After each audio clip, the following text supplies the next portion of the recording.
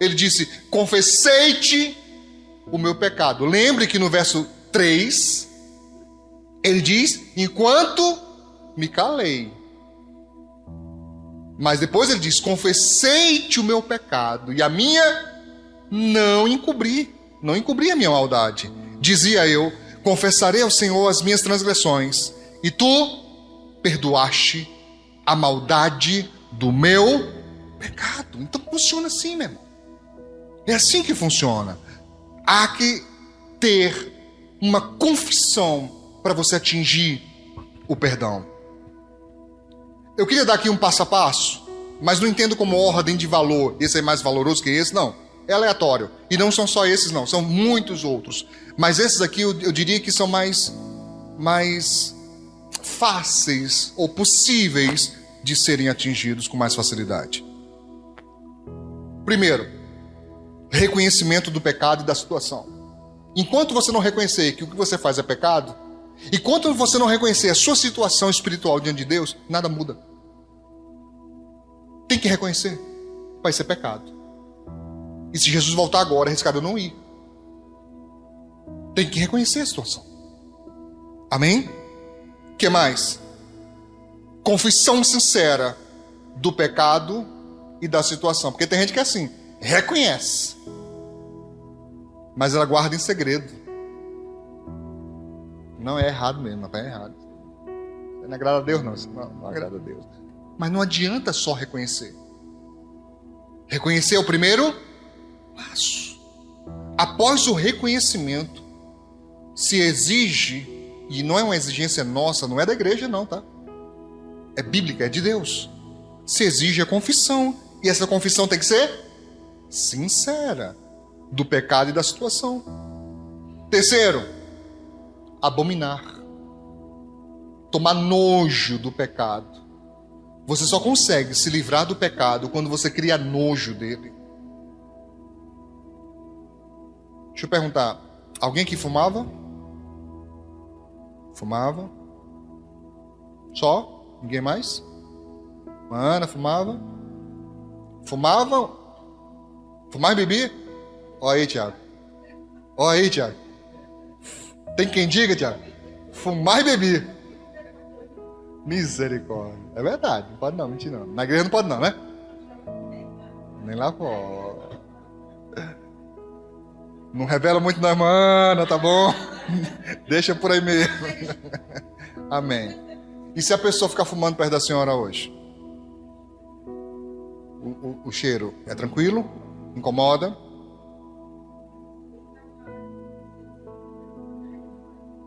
Pois é. Quando você deixa, irmãos, você não tem como ficar acostumado com aquilo. Quando você deixa de fato, aquilo incomoda. Amém? Abandono do pecado. Porque não adianta só, presta, mas está sempre perto. Não. Você abandona, e se abandona, você se distancia. Irmãos, entenda uma coisa. Na minha prática clínica, enquanto psicólogo, quando nós estamos tratando de dependente, seja dependente químico, pra você ter ideia, eu tenho paciente que é dependente químico, eu tenho paciente que é dependente de pornografia, eu tenho um paciente que é dependente de muita coisa. Mas o tratamento segue sempre o mesmo tripé inicial, depois se diferencia. Mas inicialmente, eles precisam mudar de ambiente, mudar de amizades e mudar de hábitos. Se não fazem isso, não mudam. Porque você quer se livrar do vício, mas só vive com as mesmas pessoas, você vai cair de novo, e outra vez, e outra vez. Você quer abandonar o vício, mas está sempre perto onde oferecem para você, vai cair de novo. Quer abandonar o vício? Pastor, eu não estou mais usando não, eu só pego e cheiro assim.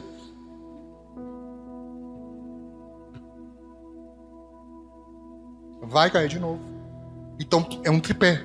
Precisa mudar, deixar lugar, ambiente, amizade, pessoas e hábitos.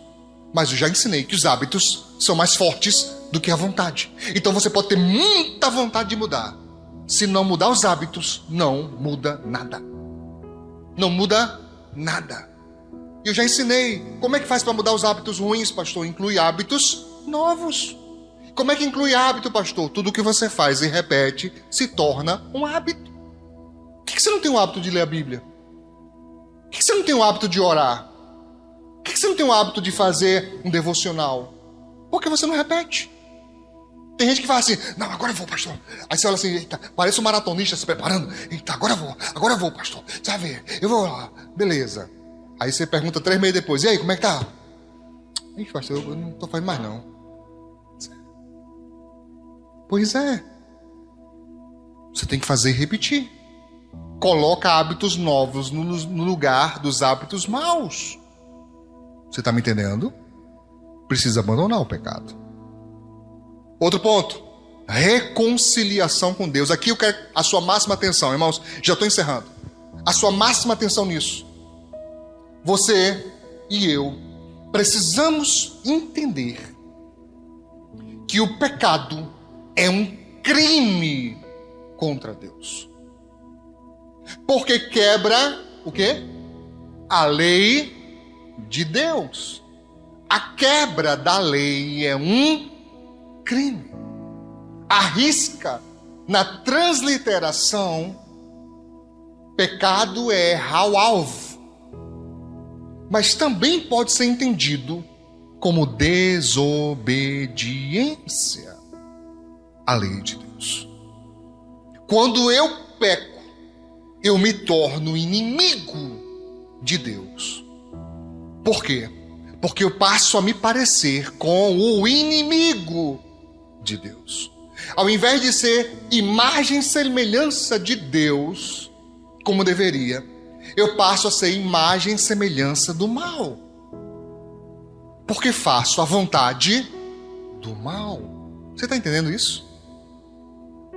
Então, por que a Bíblia diz que a amizade do mundo é inimizade contra Deus? Por isso.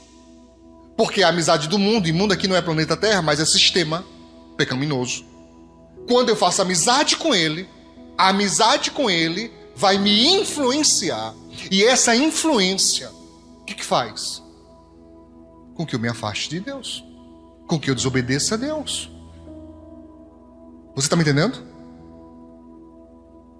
Por favor, marque em Romanos. Se você não marcou ainda esse texto, nunca na vida, faça isso hoje. Romanos capítulo 5, verso 10.